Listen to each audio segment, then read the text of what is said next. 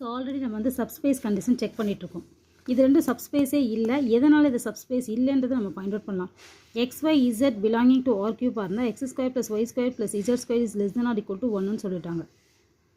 இப்போ ஃபஸ்ட்டு 0 இருக்கணும் எல்லா செட்லேயும்.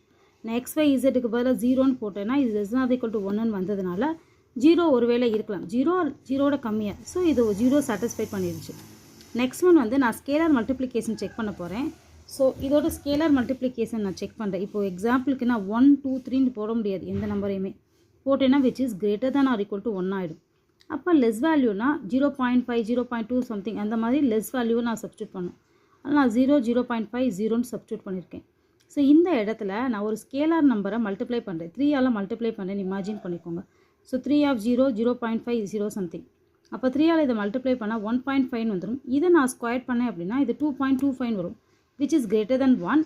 அதனால் இந்த செட் இதுக்குள்ளே இல்லைன்னு கன்ஃபார்ம் ஆகுது. So it is not a subspace of ஆர்னு சொல்லிடலாம். நெக்ஸ்ட்டு இப்போ XYZ வந்து க்யூவில் இருக்குன்னு சொல்லிட்டாங்க. நான் என்ன செக் பண்ண போகிறேன்னா ஸ்கேலார் மல்டிப்ளிகேஷனை ரூட்டை செக் பண்ண போகிறேன். இர்ராஷனல் நம்பர்ஸ் வச்சு செக் பண்ண போகிறேன். ஸோ ஸ்கேலார் மல்டிப்ளிகேஷன்னா ஆர், ஸ்பேஸ் வந்து ஆர், அப்போ ஆரில் எல்லாமே தான் இருக்கும். ரூட் வச்சு செக் பண்ணேன்னா இது வந்து நாட் அ சப்ஸ்பேஸ்னு வந்துடும். ஏன்னா க்யூவில் வந்து ரூட் கிடையாது, இர்ராஷனல் நம்பர்ஸ் கிடையாது. ஸோ ஓகேவா? Thank you.